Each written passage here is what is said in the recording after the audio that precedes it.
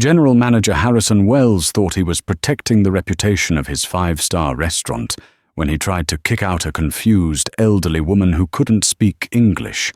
He mocked her, humiliated her, and even snapped his fingers in her face. He had no idea that the woman, Madame Takara, wasn't just a lost tourist.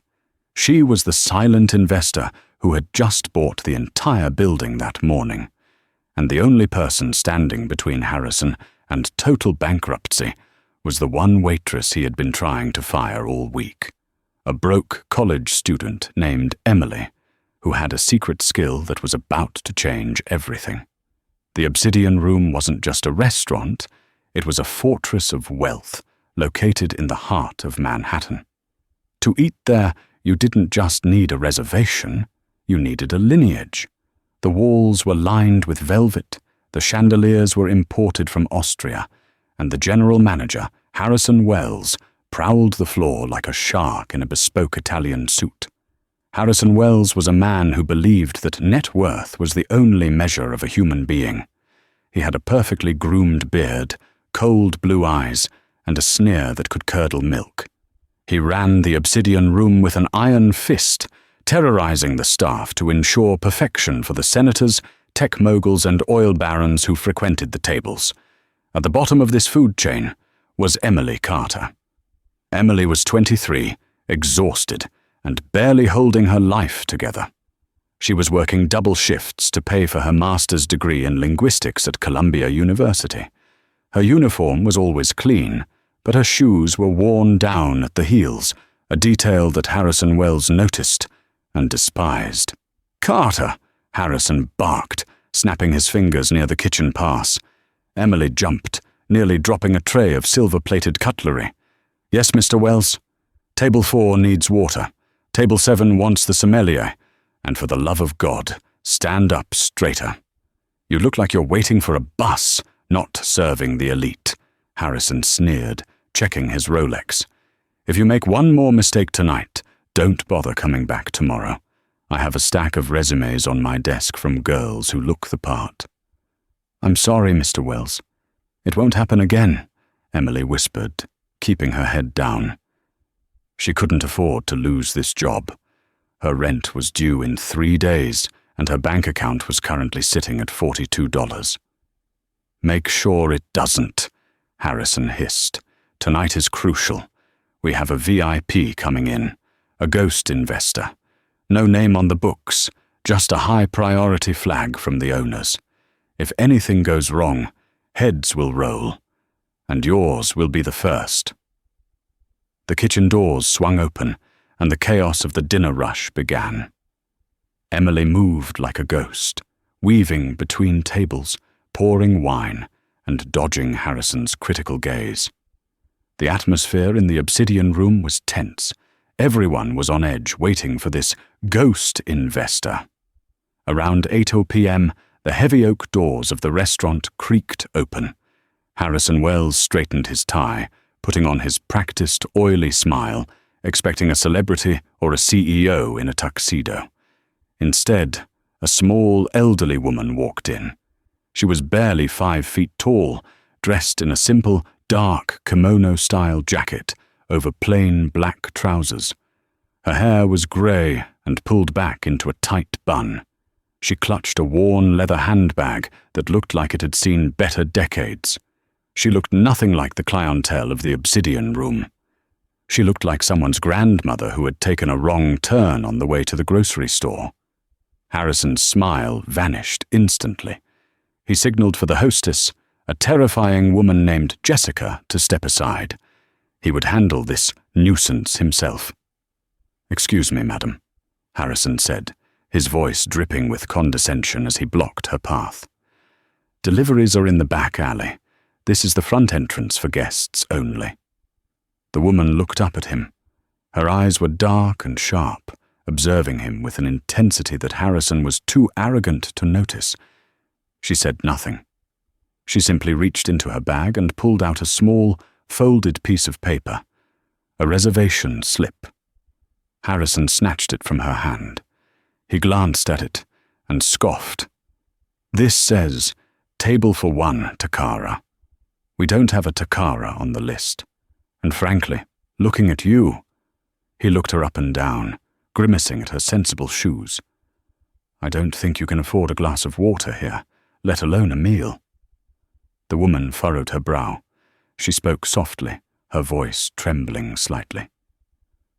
"Sumimasen, yoyaku ga arimasu." "Excuse me, I have a reservation." Harrison rolled his eyes dramatically, looking around at the other diners to share a joke. "Great, just great. She doesn't speak English. Look, lady, no speak, no food. Go, leave." He made a shooing motion with his hands, like he was chasing away a stray cat. From the corner station near the kitchen, Emily watched the scene unfold. Her heart hammered in her chest. She recognized the cadence of the language immediately. It wasn't just Japanese. It was a very specific, polite dialect used by the older generation in Kyoto. "Mr. Wells." Emily stepped forward, clutching her tray. "I think she has a reservation. I can help. You." Harrison spun around, his face turning red. "You are a waitress, Carter. You fetch bread. You do not speak to management, and you certainly do not speak to— whatever this is. Get back to your station." "But sir, she's trying to tell you—" "Silence," Harrison hissed, his voice loud enough that a few nearby tables turned to look. "I am removing a vagrant. Security." The elderly woman, Madame Takara, stood her ground. She didn't look frightened anymore. She looked disappointed. She pulled a black credit card from her purse, the Centurion card, the black card, and held it up. Harrison paused. He recognized the card.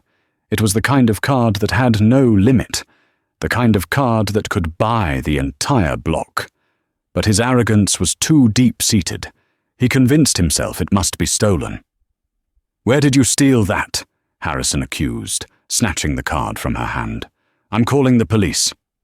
The restaurant fell silent. The accusation hung in the air like toxic smoke. Madame Takara's face remained impassive, but her knuckles were white as she gripped her handbag. "Police!" Harrison repeated, pulling out his phone. "You come in here dressed like a beggar, mumbling gibberish, and flash a stolen credit card? Do you know who eats here? Senators, judges. I won't have the atmosphere ruined by a thief." Emily couldn't take it anymore. She knew she was risking her job, her rent, her entire future, but she couldn't watch this injustice. She dropped her tray on a service table with a loud clatter and walked straight up to Harrison and the woman. "Mr. Wells, give her the card back," Emily said, her voice shaking but firm. "Excuse me?" Harrison looked at her as if she had grown a second head.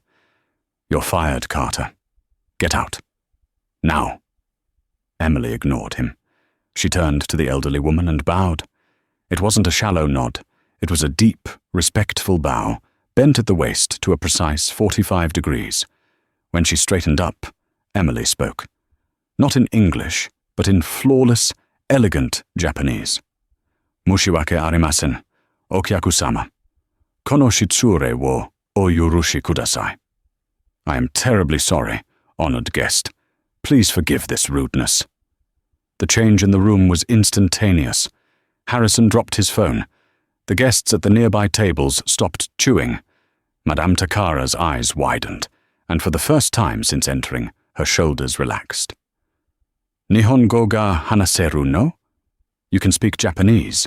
Madame Takara asked, her voice soft and relieved. "Hi," Emily replied with a gentle smile. "Minarai desu ga, Kyoto ni ryugaku shite imashita." "Yes, I am still learning, but I studied abroad in Kyoto." Madame Takara let out a long breath. She pointed a trembling finger at Harrison. "Kono otoko wa watashi wo dorobo to yonda. Watashi no mise de." "This man called me a thief, in my own restaurant." Emily froze. She processed the words. "Watashi no mise? My restaurant." Emily looked at Harrison, who was staring at them with a mix of confusion and rage. "What are you saying? What is she saying? Is she confessing? No, Mr. Wells, Emily said, her voice icy. She's not confessing. She's explaining that she finds it very interesting that you are calling her a thief inside a building she owns. Harrison let out a bark of laughter, a nervous, high-pitched sound. Owns? Her? Don't make me laugh, Carter. She's senile. Tell her to leave before security drags her out. I wouldn't do that if I were you, Emily warned. I don't pay you to think, Harrison roared. He grabbed Madame Takara's arm, a massive violation of personal space and protocol. At that moment, the front door swung open again. 2 men in sharp grey suits walked in, looking frantic. One of them was Mr. Sterling, the regional director of the restaurant group that supposedly owned the Obsidian Room. He was sweating profusely. Madame Takara! Mr. Sterling shouted, running across the dining room, nearly knocking over a waiter. Madame Takara, I am so sorry. We were waiting at the VIP entrance in the back. We didn't know you were coming through the front. Harrison Wells went pale. He released the old woman's arm as if it were red-hot iron. Mr. Sterling, you know this woman? Mr. Sterling looked at Harrison with a look of pure horror. Know her? You idiot. This is Madame Keiko Takara. She is the CEO of Takara Holdings. They acquired our restaurant group at 9 a.m. this morning. She is your new boss. Harrison felt the blood drain from his face. His knees actually buckled, and he had to grab the back of a chair to stay upright. The entire dining room was watching. The beggar he had tried to throw out was the woman who signed his paychecks. Madame Takara brushed off her sleeve where Harrison had touched her. She didn't look at Mr. Sterling. She looked at Harrison. Then she turned her gaze to Emily. She spoke rapidly in Japanese to Emily. Tell this man that I am hungry. I wish to eat. And tell him that if he speaks one more word, I will have him removed by the security he was so eager to call, Emily translated, staring Harrison dead in the eye. She says she would like to be seated. And if you speak again, she will have you thrown out. Harrison opened his mouth, then closed it. He nodded, terrified. Right this way, madame, Mr. Sterling said, bowing low, trying to salvage the situation. We have the chef's table prepared. Madame Takara held up a hand. She shook her head. She pointed to a small, quiet table by the window. Then she pointed at Emily. I want her to serve me, only her. No one else approaches my table, Emily translated. Mr. Sterling nodded furiously. Of course, Carter, you are exclusively with Madame Takara tonight, whatever she wants. As Emily led the billionaire to her table, she could feel Harrison's eyes burning into her back. But for the first time, she didn't feel afraid. She felt a shift in the air. Karma had walked through the front door, and it was hungry. The service began, while the rest of the restaurant continued in a hushed murmur. Table 12 was a world of its own. Harrison retreated to the shadows near the bar, watching with a mixture of terror and calculation. He was already planning his defense. She's old, he thought. She probably won't remember the insult by tomorrow, or maybe I can spin it. Say I was being extra vigilant for security purposes. Yes, that's it. Meanwhile, at the table, the dynamic was entirely different. Please sit, Madame Takara said in English. Her English was heavily accented but perfectly understandable. This was the first shock for Emily. Madame, I can't sit. I'm the server, Emily stammered. I own the chairs, Madame Takara said, a small, mischievous smile touching her lips. Sit for a moment. The menu is exhausting to look at. Emily glanced nervously at Mr. Sterling, who was hovering 10 feet away. He gave a frantic nod, signaling, do whatever she says. Emily sat on the edge of the velvet chair. Why do you speak my language? Madame Takara asked, sipping the water Emily had poured. I lived in Osaka for a year, Emily explained. My father was in the military, stationed there briefly, and I fell in love with the culture. I stayed for university exchange in Kyoto. I'm currently getting my master's in linguistics. Linguistics, Madame Takara mused. And yet, you are carrying plates for a man who snaps his fingers at you like you are a dog. Emily looked down at her hands. Tuition is expensive in New York, Madame, and my father, he passed away last year. I have no support. I need this job. Madame Takara's eyes softened. She looked toward the bar where Harrison was pacing. A bad leader destroys good soldiers. I have seen men like him before. They mistake cruelty for strength. She opened the menu. I do not want this French food. It is too heavy. Ask the chef if he can make ochazuke. Ochazuke was a simple Japanese dish, rice with green tea poured over it. It was comfort food, peasant food by some standards. It definitely wasn't on the menu of the Obsidian Room, where the cheapest appetizer was 45 tladolos. I will ask, madam, Emily said. Emily went to the kitchen. The head chef, Gordon, was a temperamental man who threw pans when he was stressed. Ochazuke, Gordon screamed when Emily relayed the order. Is that a joke? Does this look like a sushi bar? I am serving truffle risotto. She owns the building, chef, Emily said calmly.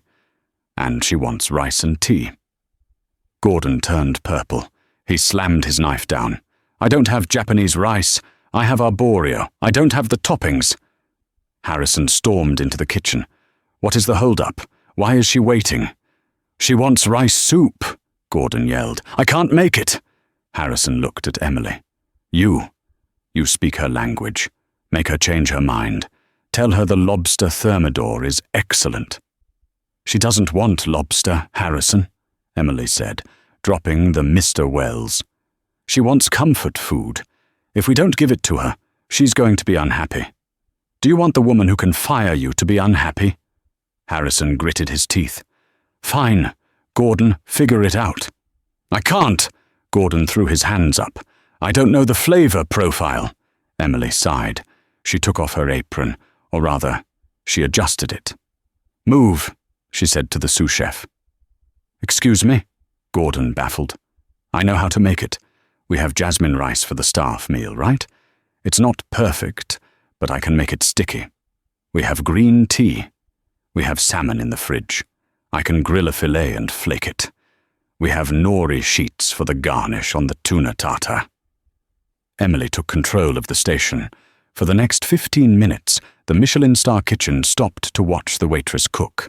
She moved with precision, washing the rice, grilling the salmon with just a pinch of sea salt, brewing the tea to the exact temperature. She plated it in a simple ceramic bowl, not the fancy gold-rimmed china. When she walked out of the kitchen with the steaming bowl, Harrison followed her like a vulture. If she hates it, Harrison whispered in Emily's ear, I will make sure you never work in this city again. Emily placed the bowl in front of Madame Takara. It is not traditional Kyoto rice, madame, but I did my best with what we had. Madame Takara leaned over the bowl. She inhaled the steam. She closed her eyes. She took a spoonful. She ate in silence. 1 minute passed, then 2. Harrison was sweating. Finally, Madame Takara put the spoon down. She looked up, and there were tears in her eyes. It tastes like home, she whispered. Then, her expression hardened. She looked at Harrison. Come here. Harrison approached, forcing a smile. Was everything to your satisfaction, madame? The food was excellent, she said. The girl is excellent. She stood up. She was short, but she loomed over him. But you are a problem. I apologize for the misunderstanding at the door. Harrison began his rehearsed speech. We have to be very careful with security. Stop, she commanded. It was not security. It was arrogance. I have been sitting here watching you for an hour. You ignored Table 4 when they waved at you. You shouted at the busboy. You looked at my shoes and decided I was worthless." She reached into her bag and pulled out a document. It wasn't a menu. It was a folded legal paper. "Mr. Sterling," she called out.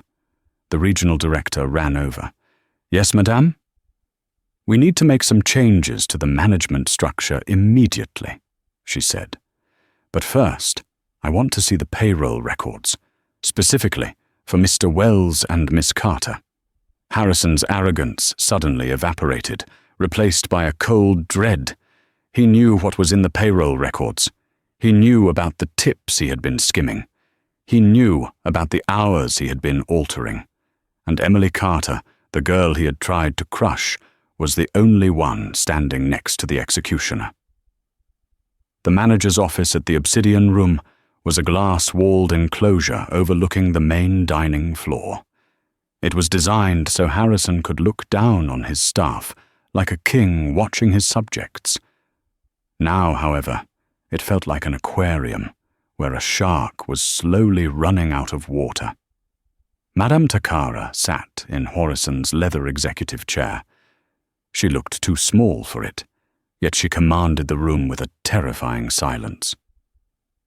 Mr. Sterling stood by the door, wringing his hands, while Harrison paced back and forth, wiping sweat from his forehead with a silk handkerchief. Emily stood by the filing cabinets, clutching a notepad.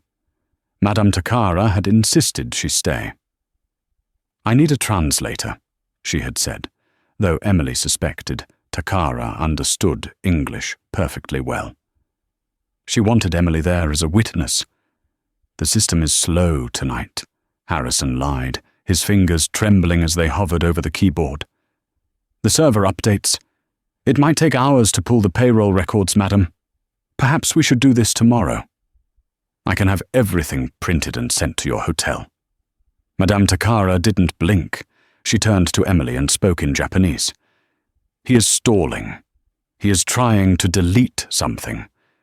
Tell him if the screen is not populated with the data in 30 seconds, I will assume he is hiding criminal activity." Emily cleared her throat. She looked at Harrison.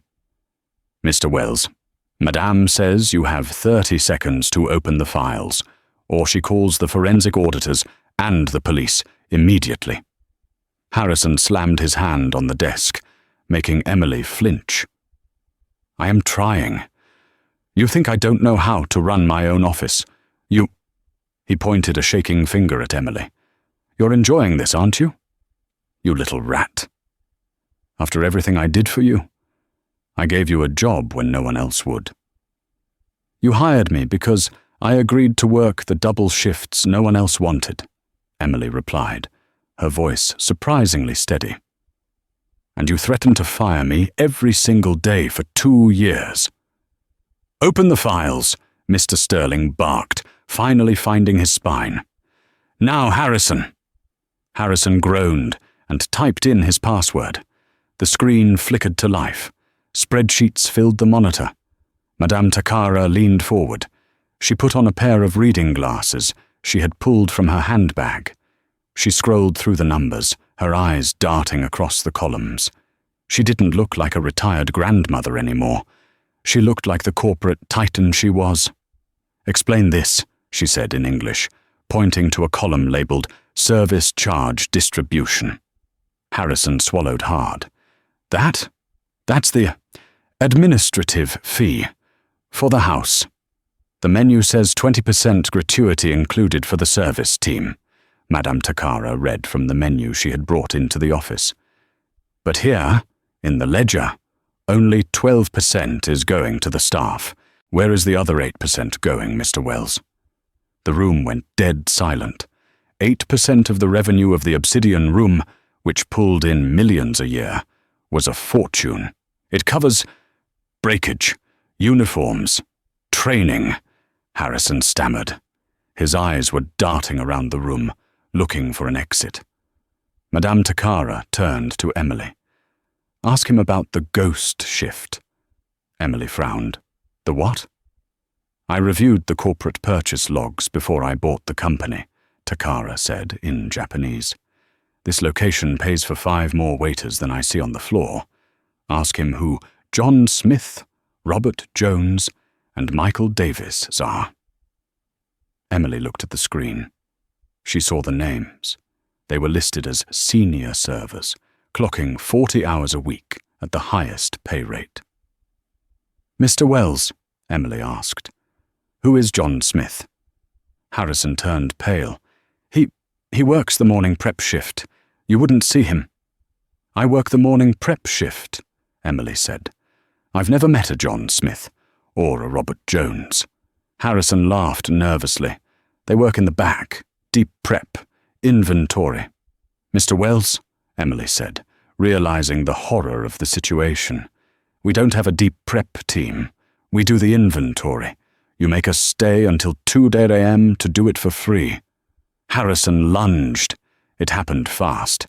He didn't attack Madame Takara. He went for the computer. He tried to yank the power cord out of the wall to kill the hard drive. "No!" Mr. Sterling shouted, grabbing Harrison's shoulder.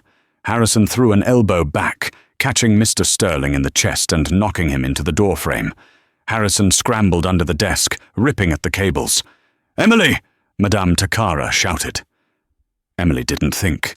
She grabbed the heavy crystal decanter of scotch on Harrison's desk, his prized possession, and slammed it down on the desk surface, inches from Harrison's hand. The sound was like a gunshot. Shards of glass flew, and the amber liquid soaked the paperwork. Harrison froze, panting, looking up at Emily. She held the neck of the broken decanter like a weapon. "Don't touch the computer," Emily breathed, her adrenaline spiking. Harrison slowly backed away, holding his hands up. "You're crazy. You're all crazy." Madame Takara stood up. She walked over to the computer, which was still running. She pulled a small USB drive from her pocket and inserted it. She began to copy the files. "Mr. Sterling," Takara said calmly, without looking up, "call the police and lock the front door. No one leaves." Harrison's face twisted into a mask of pure venom. "You think you can pin this on me? I'm the general manager. I run this place. Without me, this restaurant is nothing. And you—" He turned his rage on Emily. "You think she cares about you? She's using you. Once she's done with me, she'll fire you too. You're just a servant to her." Madame Takara finished the download. She pulled the USB drive out and placed it in her pocket. She walked up to Harrison. She was a foot shorter than him, but at that moment she seemed 10 feet tall. "You are wrong," she said in English. "She is not a servant. She is the only person in this building with honor." The police arrived 20 minutes later. But Harrison Wells was not a man to go down without burning the house down with him. As the flashing lights washed over the dining room, visible through the glass walls of the office, Harrison played his final, desperate card. "You arrest me, and everyone goes down," Harrison hissed as Officer Miller handcuffed him. "Save it for the judge," Officer Miller said. "No, listen to me," Harrison screamed, struggling against the cuffs. "I have leverage. I have the black book." Mr. Sterling froze. "What did you say?" Harrison grinned, a manic, predatory look returning to his eyes. "The black book. The list of every senator, every CEO, every married mogul who brought a mistress into this restaurant. I have dates, times, credit card receipts. I have recordings from the private dining room." The color drained from Mr. Sterling's face. The Obsidian Room prided itself on discretion. If Harrison had been recording guests, the scandal wouldn't just bankrupt the restaurant. It would destroy the entire hospitality group. It would lead to lawsuits that would last a century. "You wouldn't," Sterling whispered.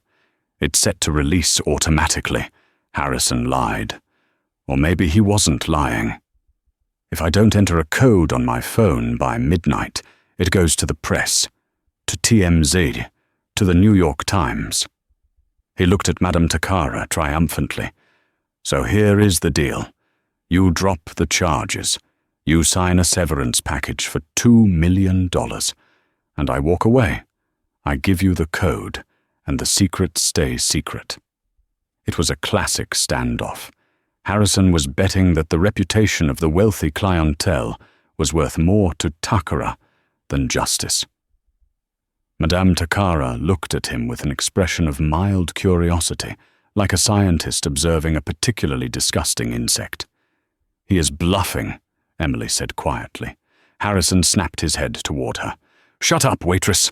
You know nothing." "I know you," Emily said, stepping forward. "I know you're too paranoid to trust a dead man's switch that releases automatically. You like control too much. The files are on your phone, and you probably have a backup in your safe. But you didn't set up an automatic release. You're not tech-savvy enough. You still type with 2 fingers. Harrison's face twitched. She had hit a nerve. "And," Emily continued, gaining confidence, "you recorded the private dining room. Room 4? "Every dirty whisper," Harrison gloated. "Room 4 has a dampener," Emily said. "I saw the installation guys last year. They put in soundproofing and a signal jammer because Senator Miller complained about privacy. Your bugs wouldn't have picked up anything but static." Harrison's eyes went wide. He hadn't known Emily was paying attention when the contractors were there. He thought she was just polishing silverware. "Is this true?" Madame Takara asked Emily. "Yes, madam. The signal jammer is behind the painting of the hunt. It creates a white noise field." Harrison began to sweat again. His leverage was evaporating. "Check his phone," Emily told the officer. "If he has recordings, they'll be in the voice memos. He's too lazy to encrypt them." Officer Miller pulled Harrison's phone from his pocket. Harrison screamed, "You can't do that! I have rights! That's illegal search and seizure!" "You just confessed to blackmail and illegal wiretapping in front of a police officer," Officer Miller noted dryly. "Probable cause isn't going to be an issue." He unlocked the phone. Harrison had been foolish enough to use facial recognition, and the officer just held it up to Harrison's face before he could look away. Miller scrolled for a moment. He played a file. It was just static, a low, humming buzz. "She's right," the officer said. "It's junk." Harrison slumped. The fight went out of him. He looked small, pathetic, and utterly defeated. "Get him out of here," Madame Takara said, waving her hand. "He smells of desperation." As they dragged Harrison out, he didn't scream. He just stared at Emily with a look of pure confusion.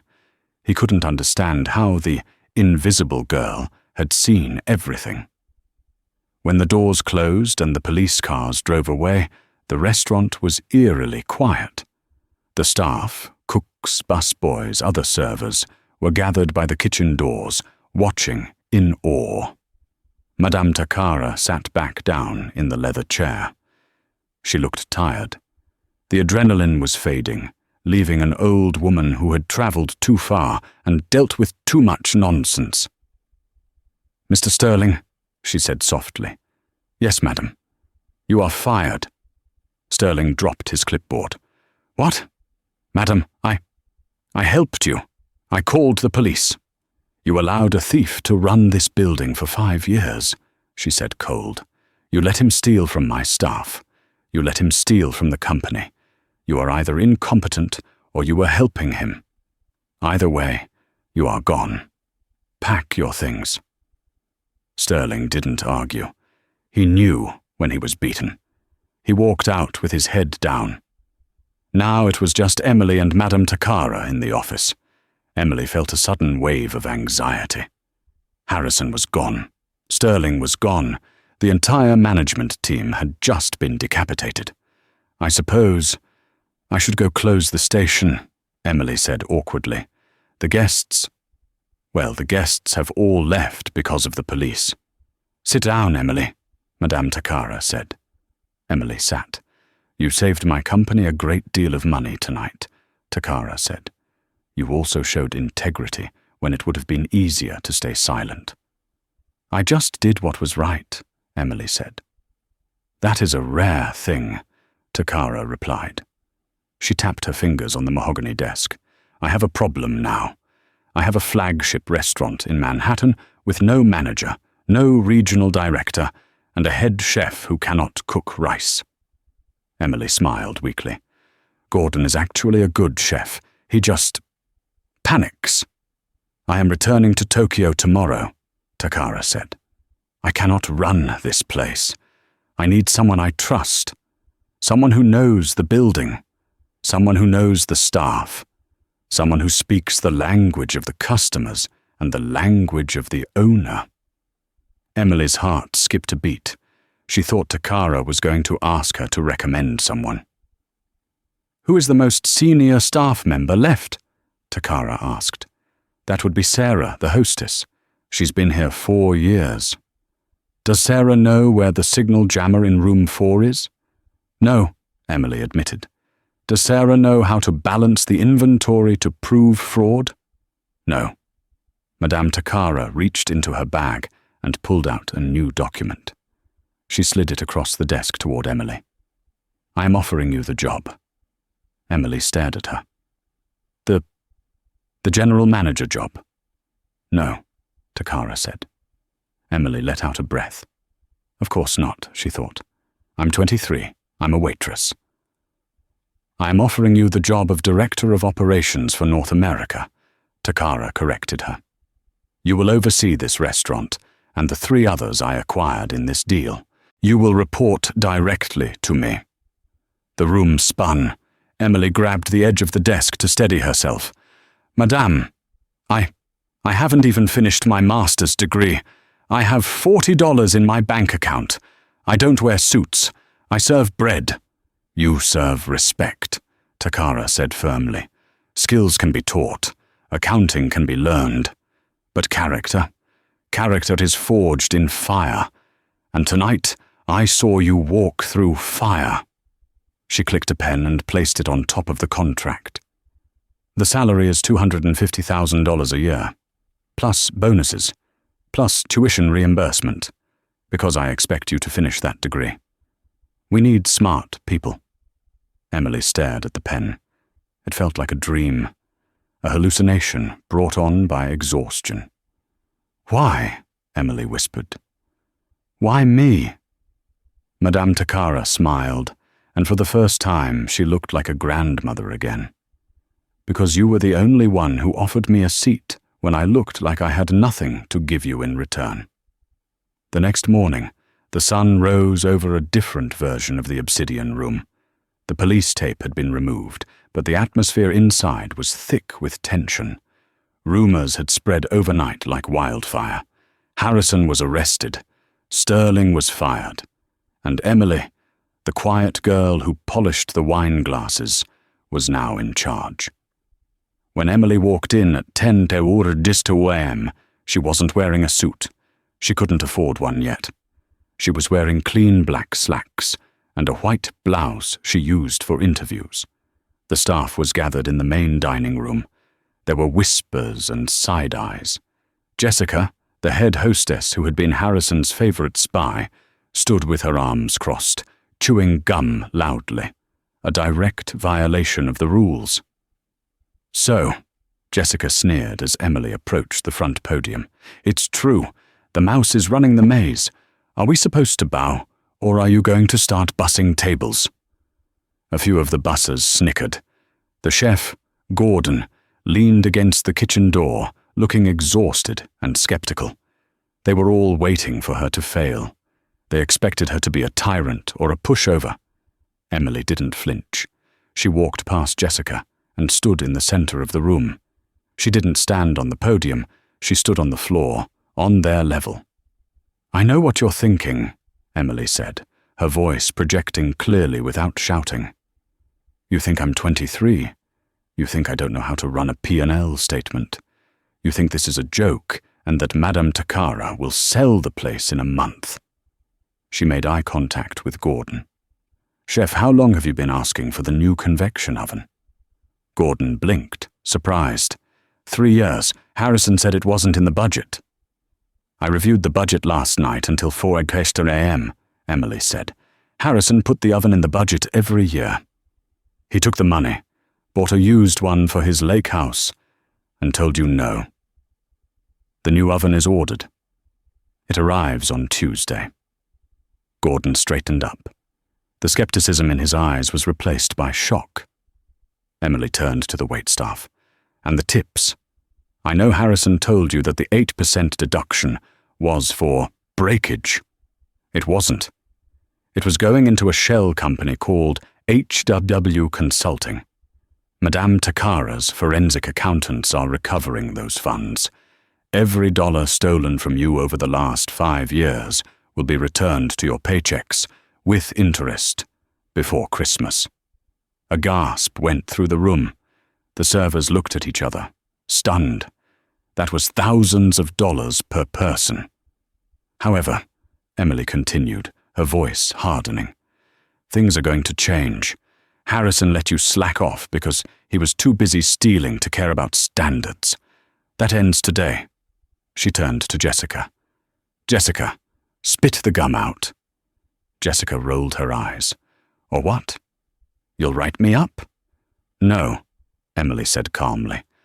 I'll fire you. Harrison protected you because you spied on us for him. You told him who was complaining about the schedule. You told him who was taking leftover bread home. That culture of fear is over. But so is your employment here. You're toxic, Jessica. Pack your locker. You can't do that, Jessica screamed, her face turning red.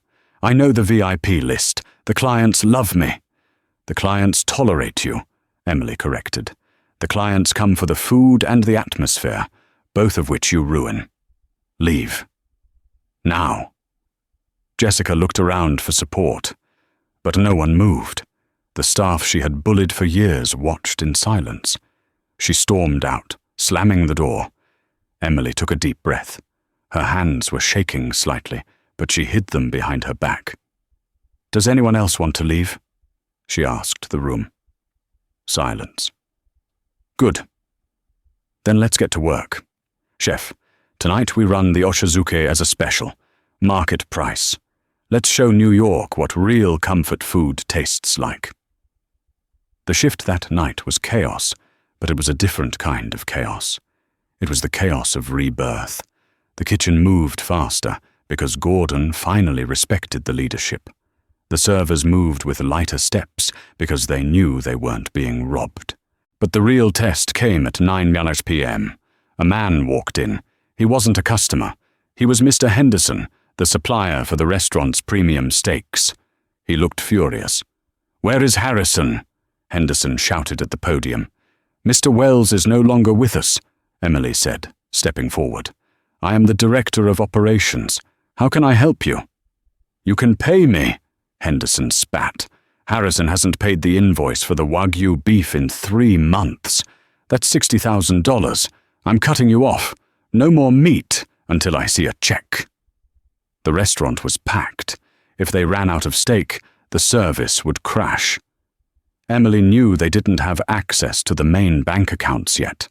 Legal was still freezing Harrison's assets. They had no cash. Mr. Henderson, Emily said, lowering her voice. I can't write you a check tonight. Then I'm taking the inventory back. He moved toward the kitchen. If you walk into that kitchen, Emily said, stepping in his path, you will lose this account forever. And you know we are your biggest buyer. You have no money, Henderson yelled. We have something better, Emily said. She pulled out her phone. I have Madame Takara on speed dial. Do you want to explain to the owner of Takara Holdings, a company that owns hotels across 4 continents, why you caused a scene in her flagship restaurant over a clerical delay? Henderson hesitated. The name Takara carried weight. Here is the deal, Emily proposed. You leave the meat. You go home.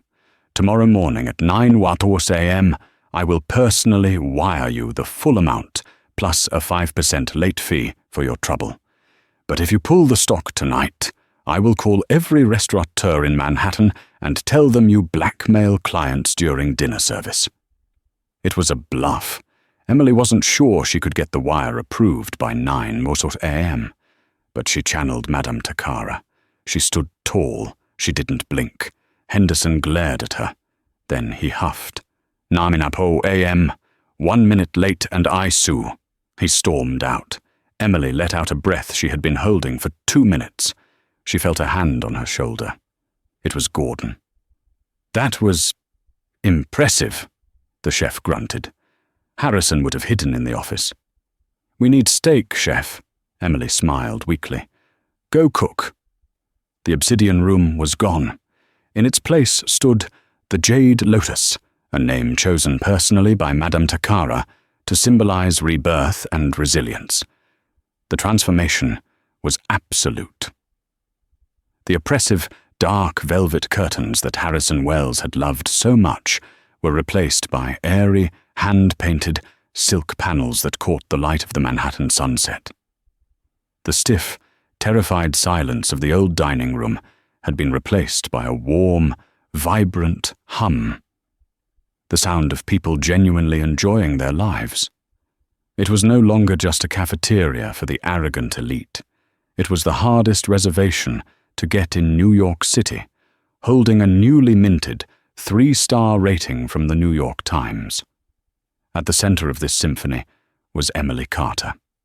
She sat in the glass-walled office that overlooked the floor, but the glass was no longer a barrier to separate the king from the peasants. The door was propped wide open. Her desk wasn't cluttered with spy reports or intimidating memos. It was covered in architectural blueprints for the new locations opening in Chicago and London. Emily had changed too. The scuffed shoes were gone, replaced by Italian leather heels. She wore a tailored charcoal suit that commanded respect not because of its price tag, but because of the woman wearing it. She was no longer the exhausted student trying to survive on $40. She was the director of operations for Takara Hospitality, North America. "Emily."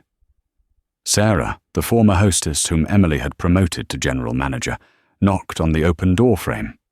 Sarah looked professional, happy, and stress-free, a stark contrast to the terrified girl she had been a year ago. "Hey, Sarah. What's up?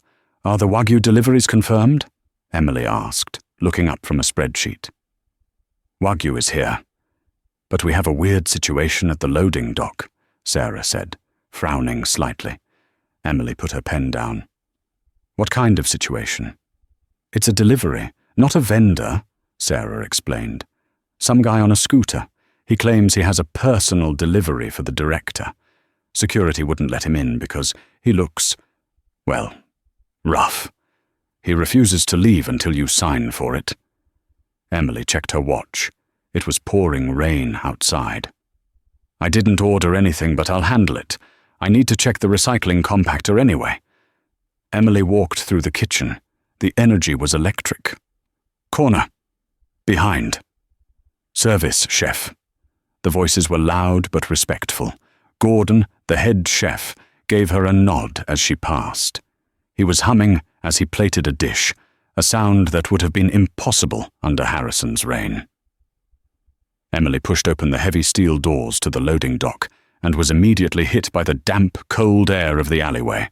The rain was coming down in sheets, turning the New York grime into a slick, grey sludge. Standing by a rusted, sputtering moped was a figure drenched in a neon-orange plastic poncho. He was shivering, clutching a greasy paper bag that was slowly disintegrating in the rain. "I'm the director," Emily called out over the sound of the rain. "You have something for me?" The man didn't look up immediately.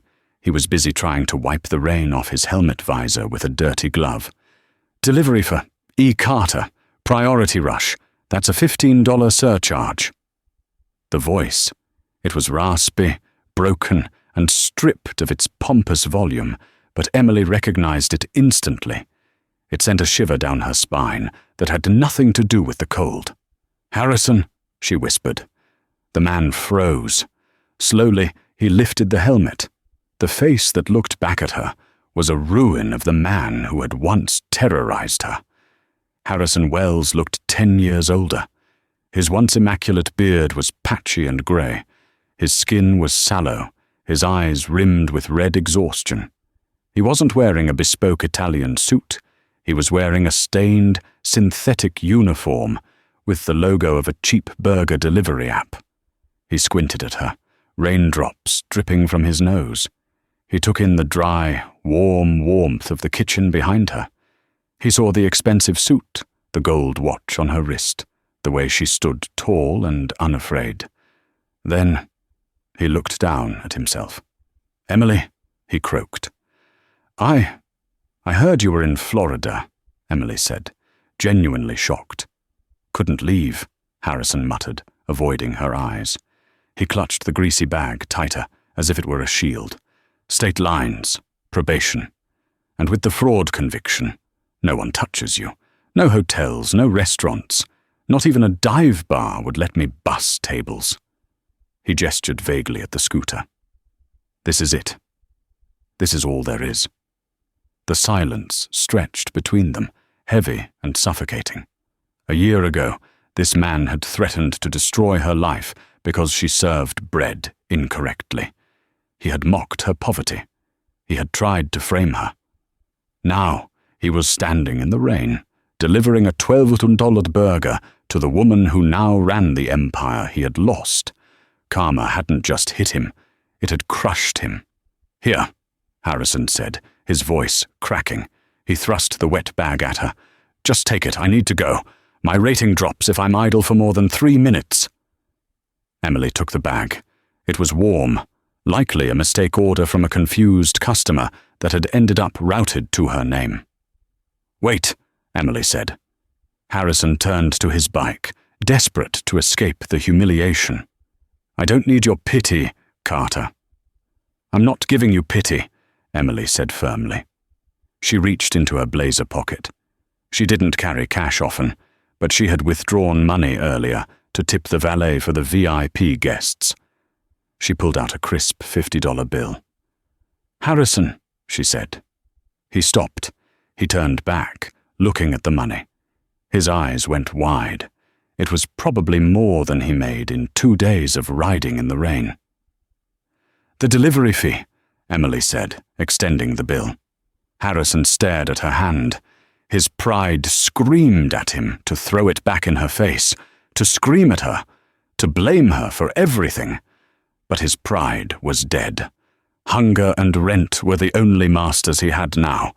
He reached out, his hand shaking violently, and took the bill. His fingers brushed hers, his rough and cold, hers warm and manicured. "The 8%, Emily said softly, locking eyes with him. "We found the accounts, Harrison. We paid everyone back, every dishwasher, every busboy, the people you fired. We sent them checks. You didn't break this place. You just made us stronger." Harrison lowered his head. A single tear mixed with the rain on his cheek. He didn't say sorry. He couldn't. He just nodded, a jerky, broken motion. "Thank you, Mom," he whispered. He mounted the scooter, kicked the starter 3 times before it caught with a pathetic whine, and drove off into the grey, rainy abyss of the city. Emily watched him go until the red tail light disappeared around the corner. She felt a weight lift off her chest that she hadn't realized was still there. The fear was gone. The anger was gone. She walked back inside. "Everything okay?" Sarah asked, handing her a towel to dry her hair. "Yeah," Emily smiled, tossing the soggy burger bag into the trash. "Just closing an old tab." That evening, the restaurant was closed for a private event. It was the 1-year anniversary of the acquisition. The staff, her family, was gathered around the tables, toasting with the good champagne. Madame Takara sat at the head of the table. She looked frail. Her health had been declining over the last few months, but her eyes were as sharp as obsidian. "Director Carter," Takara called out. The room went silent. Emily stood up. Yes, madame. Come here. Emily approached the table. Takara reached into her purse and pulled out a thick leather folio. I am returning to Tokyo tomorrow, Takara announced to the room. My doctors tell me I can no longer travel. I need to focus on my garden. A murmur of sadness went through the staff. They had come to love the stern but fair matriarch. However, Takara continued, her voice strengthening, I cannot run a global company from a garden, and I have no children. I have no heirs. She slid the folio toward Emily. I have observed you for a year, Emily. I have watched you handle success. I have watched you handle crisis. And today, I watched from my car as you treated a broken enemy with dignity instead of cruelty. Emily froze. Takara had seen the loading dock. A boss punishes, Takara said. A leader restores. You are a leader. Open it, Takara commanded. Emily opened the folio. It wasn't a bonus check. It was a legal transfer of stock. Effective immediately, Takara said. Emily Carter is named the CEO of Takara Hospitality Group's International Division. And in my will, which is now updated, she is the sole beneficiary of the Takara estate. The room exploded. Gordon dropped a pan. Sarah gasped. Emily stared at the document, the letters blurring through the tears filling her eyes. Madame, I'm a waitress, Emily stammered, reverting to the girl she used to be. No, Madame Takara stood up, gripping Emily's hand tightly. You were a waitress? Then you were a manager? Then a director? She reached up and adjusted the lapel of Emily's suit. Now, Takara smiled. You are my daughter. Emily broke down. She hugged the elderly woman, burying her face in Takara's shoulder. The entire staff erupted into applause, cheering for the girl who had started with nothing but a polite bow and a bowl of rice soup. Outside, the rain had stopped. The clouds broke, and a single beam of moonlight illuminated the sign above the door. The jade lotus, the flower that blooms most beautifully from the mud. They say that character is who you are when no one is watching. Harrison Wells thought he was untouchable because he had money, but he ended up with nothing because he lacked a soul. Emily Carter had nothing in her pockets, but she had a heart of gold that eventually bought her the world. It's a powerful lesson. You can steal money, you can steal credit, but you can never steal true class. Be kind, work hard, and when the wheel of karma turns, make sure you're standing on the right side of it. Wow, I actually got chills at that ending. Seeing Harrison delivering burgers to the woman he fired? That is the definition of poetic justice. But what about Emily? Do you think she should have given him that $50? Or should she have let him suffer? I want to hear your thoughts in the comments. If this story inspired you, please destroy that like button. It helps us create more stories like this. And make sure to subscribe and turn on notifications so you don't miss our next drama. Thank you for watching, and remember, be kind, because you never know who the boss really is. See you next time.